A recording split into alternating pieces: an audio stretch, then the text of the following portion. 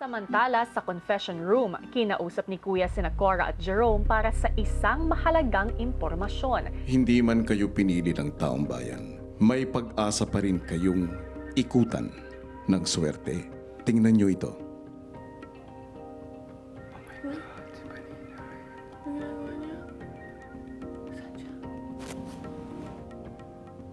Cora at Jerome, tulad ni Baninay at Will, kayo ay hindi palalabas ng aking bahay. Dadalhin ko kayo sa isang lugar kung saan haharap pa rin kayo sa iba't ibang pagsubok. Kung saan may pagkakataon pa kayong patunayan na karapat-dapat kayong bumalik ng bahay. At pinakamahalaga sa lahat, kung saan ipaglalaban ninyo ang inyong karapatan para sa Third Lucky House. Let's go!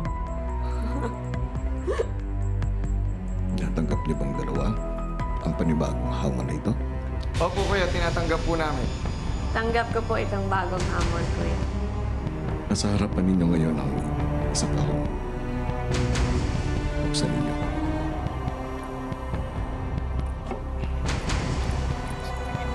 Ang mga kasuotan na yan ang inyong isusunod sa lugar kung saan kayo pupunta ngayon. Ilang sandali pa, nakita na ni Cora at Jerome ang kanilang bagong kwarto.